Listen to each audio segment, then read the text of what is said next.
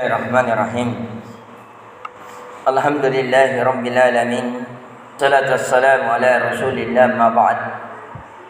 Allahumma anfa'na bima 'allamtana wa 'allimna ma yanfa'una wa zidna ilman.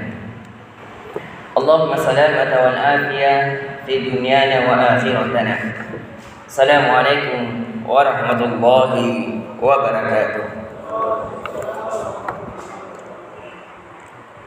Selayaknya seorang hamba kembali membasahi lidahnya dengan kalimat pujian ini, kalimat yang memuji Allah Subhanahu wa ta'ala dengan hak, kalimat pengagungan yang dibenarkan oleh hati dan anggota badannya.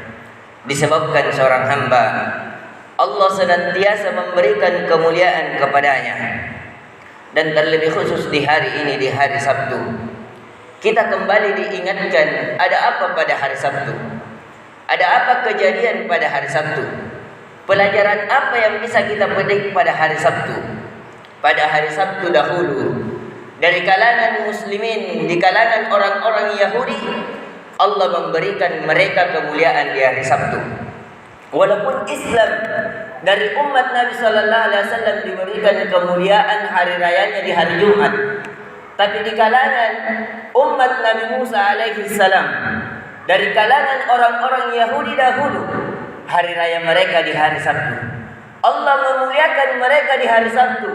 Akan tetapi sebagian dari mereka, ketika mereka diberikan jalan-jalan kemuliaan, tapi mereka tidak memanfaatkan kemuliaan tersebut, maka Allah memberikan kehinaan kepada mereka.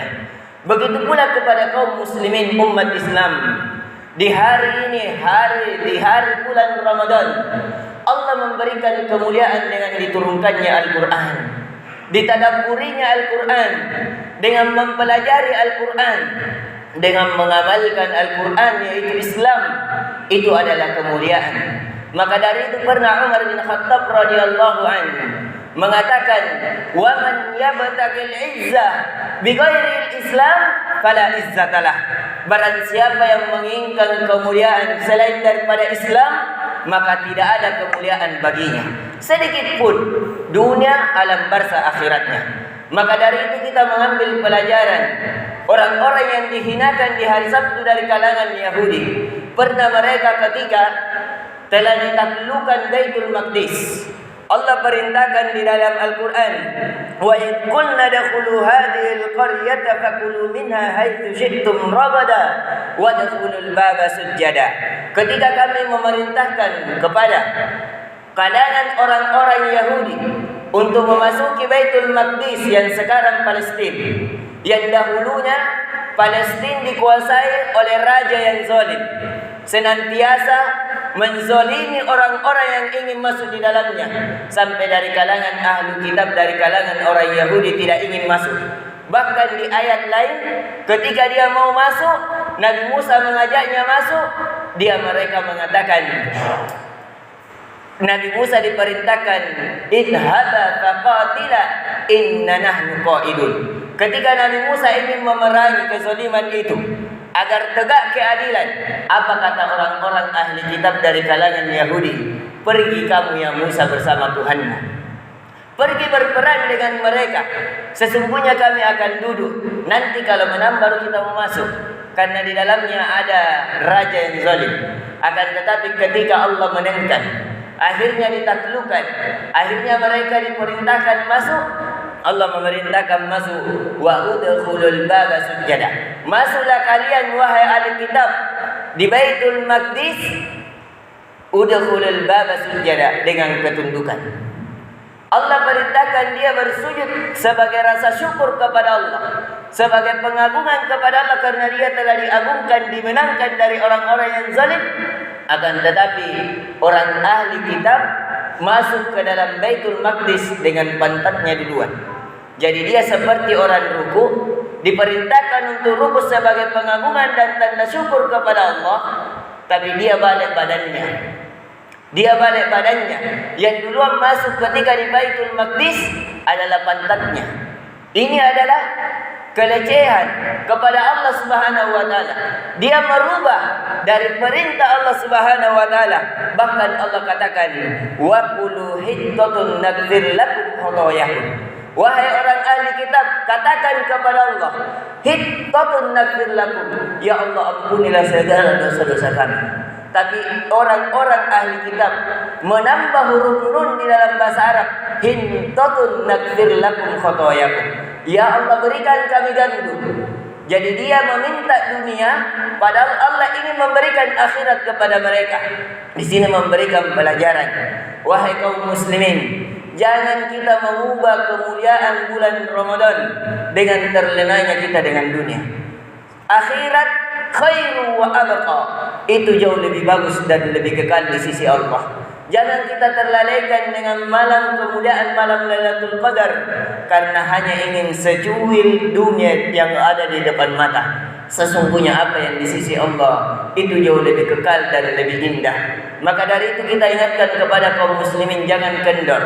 Di akhir-akhir bulan Ramadan, di malam penuh kemuliaan, di malam yang penuh keberkahan, hendaknya kita menambah ketaatan kita yang lebih daripada malam-malam yang sebelumnya. Hendaknya kita menempuh jalan-jalan kemuliaan di hari yang penuh kemuliaan dengan hal yang paling mulia, dengan memperbanyak tadarrus, memperbanyak Al-Quran. Karena Al-Quran diturunkan oleh Allah yang Maha Mulia melalui perantara malaikat yang paling termulia, yaitu malaikat Jibril, kepada manusia yang termulia dari Nabi Adam hingga akhir penciptaan manusia, yaitu Nabi Muhammad sallallahu alaihi wasallam, kepada umat yang paling termulia, yaitu umat Islam, umat yang terakhir, tapi dia adalah umat yang paling terdepan masuk ke dalam surga Allah Subhanahu wa taala, dan hanya dititipkan oleh dada-dada yang mulia, yaitu para penghafal Al-Quran dan para ahli Quran. Dan di sini kita juga mengambil pelajaran bahwasanya ahli kitab dahulu diberikan kemuliaan di hari Sabtu, diberikan perintah, diberikan larangan, akan tetapi kemuliaan itu mereka tidak gunakan dengan ketaatan kepada Allah. Akan tetapi perintah itu mereka mengubah dari perintah yang Allah perintahkan, dari kekejaman bahkan dari orang-orang ahli kitab. Wa qatlumuhumul anbiya, mereka membunuh orang-orang yang menasihati mereka dari kalangan para nabi. Jadi orang-orang bahkan dibacakan oleh imam kita di rakaat kedua, mereka menghalalkan yang haram dan mengharamkan yang halal. Itulah orang-orang ahli kitab dari kalangan Yahudi. Maka dari itu kita nasihatkan kepada kaum muslimin, hendaknya kita memanfaatkan kemuliaan ini dengan melakukan ketaatan kepada Allah. Di bulan Ramadan, di bulan diturunkannya Al-Quran, hendaknya kita memperbanyak membaca Al-Quran, berusaha memahami Al-Quran, berusaha mendakwakan Al-Quran, menghafalkan Al-Quran, mengamalkan Al-Quran, mati di atas Al-Quran, maka itu adalah kemuliaan. Maka dari itu orang Arab mengatakan, kam min muridin lil khairi lam yablughu. Berapa banyak orang yang menginginkan kemuliaan, kebaikan, lam yablughu, tapi dia tak kunjung mendapatkannya. Kenapa? Wa kan min talibin lis-sa'adati lam yuhaqqiqha. Dan berapa banyak orang-orang yang menginginkan kebahagiaan, kemuliaan, tapi tidak datang kepada dirinya. Kenapa? Karena kata Imam Syafi'i, turidun najata wa la tasluku masalikaha, inna safina la tajri 'alal yabis. Karena kalian menginginkan kemuliaan, kalian menginginkan ketinggian, tapi kalian tidak menempuh jalannya. Sesungguhnya perahu tidak berjalan di atas daratan yang kering. Artinya jalan-jalan kemuliaan ada jalannya, yaitu dengan cara melakukan ketaatan kepada Allah dan berusaha menjauhi larangannya. Maka seseorang akan dimuliakan sesuai dengan kadar ketaatannya kepada Sang Mulia, sesuai dengan kadar keikutannya kepada orang yang paling mulia, yaitu Nabi kita sallallahu alaihi wasallam. Dan kami nasihatkan kepada kaum muslimin sekali lagi agar hendaknya memanfaatkan hari yang mulia ini dengan hal yang paling termulia, yaitu dengan memperbanyak membaca Al-Quran. Ini yang bisa kita nasihatkan. Hendaknya kita juga melakukan ketaatan-ketaatan yang lain dan tidak mengubahnya dengan dunia, disebabkan itu hal yang telah melalaikan dan membinasakan dari kalangan ahli kitab.